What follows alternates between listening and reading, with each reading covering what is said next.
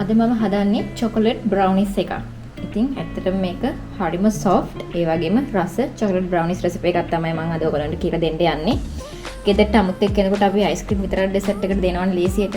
හැබැයි මේ වගේ chocolate brownies එකක් හදලා මේ වගේ කෑල්ලක් එක්ක ice cream උත් එක්ක ගෙදරට නමුත් එක්ක පිළිගන්නලා බලන්න වෙනසකටත් එක්ක. ඉතින් මේ වගේ රස chocolate brownies එකක් එන්න අපි හදමු. මුලින්ම මම කරන්නේ chocolate එකයි butter එකයි melt කරගන්න ඕනේ. මම ඒකට මේ වගේ pan එකක් වතුර තියලා උතුරන්න දීලා තියෙන්නේ. මේ pan එක උඩින් මම තව ඊට වඩා පොඩි pan එකක් මේ වගේ තියෙනවා. මේ ක්‍රමයට කියන්නේ double boil කරගන්නවා කියලා.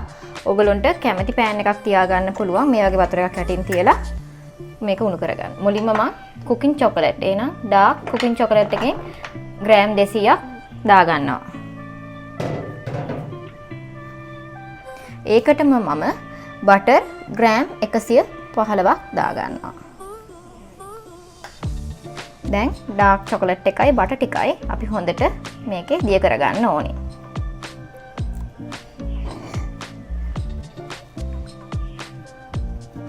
මේ විදියට දිය වීගෙන එනකොට හොඳට මේ දෙක කලවම් කරගන්න මිශ්‍ර වෙන්න.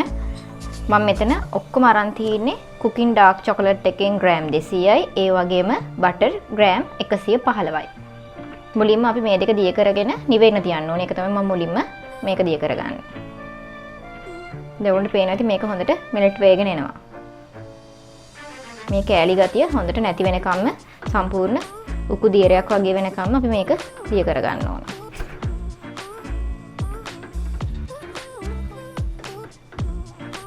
දැන් ඔයාලට පේනවා ඇති අපේ බටර් ටිකයි චොකලට් ටිකයි හොඳට දිය වෙලා තියෙන්නේ. මෙන්න මේ ගානට දිය වුණාම අපිට මේක ලිපෙන් ඉවත් කරගෙන නිවන්න තියන්න පුළුවන්. ඊළඟට අපිට අවශ්‍ය වෙනවා මේ වගේ බෝල් එකක්, ඒ වගේම විස්ක් එකක්. විස්ක් එකක් නැත්නම් ඔයගොල්ලෝ මේකට හැන්දක් පාවිච්චි කරන්න පුළුවන්. දැන් අපි මුලින්ම අපේ චොකලට් ටික දිය කරගත්තානේ. දැන් අපිට කරන්න තියෙන්නේ මේකට අවශ්‍ය සීනි ටිකයි බිත්තර ටිකයි මුලින් දිය කරගන්න ඕනේ. මම මේකට සීනි කප් එකමාරක් දානවා. කප් කියලා මැන්නේ මේ තියෙන්නේ මේක එක කප් එකක්. මේ වගේ කප් අපිට ඕනම වෙලද සැලකින් ගන්න තියෙනවා. ඉතින් මම මේ වගේ මුලින් කප් එකක් දානවා. සීනි කප් එකයි. ඒ වගේම මේ තියෙන්නේ ඒ කප් එකේ භාගය. එතකොට කප් එකමාරයි. දැන් මේ සීනියකට මම බිත්තර 3ක් මේ වගේ කඩාගෙන තියෙනවා.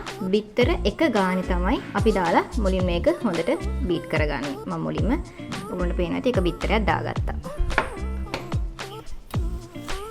දැන් මේක මේ වගේ මේක හොඳට විස්ක් එකේ කලවම් කරගන්න.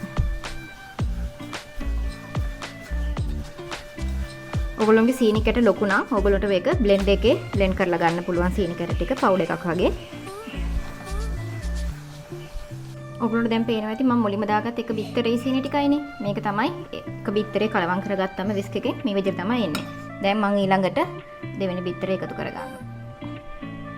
මේ වගේ බිත්තර තුනම එකින් එක කලවම් කරගෙන හිමීට විනාඩි 2-3ක් වගේ එක බිත්තරයක් හොඳින් විස්ක් එකෙන් කලවම් කරගන්න. ඇත්තටම බ්‍රවුනිස් එක හදන්න හරි ලේසි. අපිට මේකට වෙනම මැෂින් එකක් අවශ්‍ය නැහැ.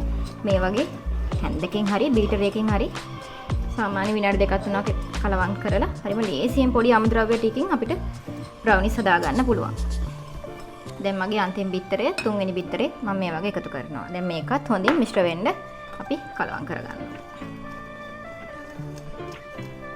බිත්තර තුනම හොඳට විනාඩි 5ක් විතර විස්ක් එකෙන් මිශ්‍ර කරගන්න.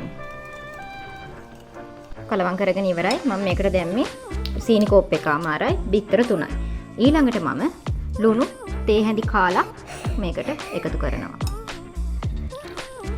තව වැනිලා තේ හැඳක් අපි මේකටම එකතු කරනවා. වැනිලා තේ හැඳ මේ දෙකත් හොඳින් මිශ්‍ර කරගන්න.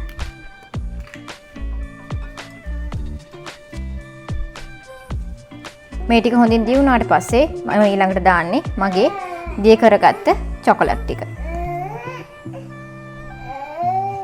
අපි දිය කරගත්ත චොකලට් ටික මේ වගේ දාලා ඒකත් හොඳින් මිශ්‍ර කරගන්න.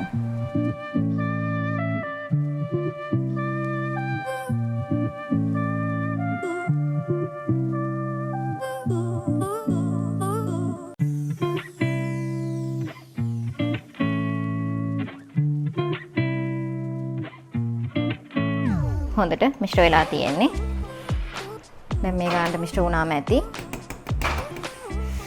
ඊළඟට අපිට කරන්න තියෙන්නේ අපේ කොකෝ පවුඩර්. මම මේ වගේ කොකෝ පවුඩර් කාලක් අරන් තියෙනවා. කොකෝ පවුඩර් ටික මේ වගේ මම වෙනේරෙකට දාගන්නවා. මම ඒක මේ වගේ හලා ගන්නවා ඒකටම. ඊට පස්සේ කේක් පිටි කෝප්ප භාගයක් ඒකටම එකතු කරගන්නවා.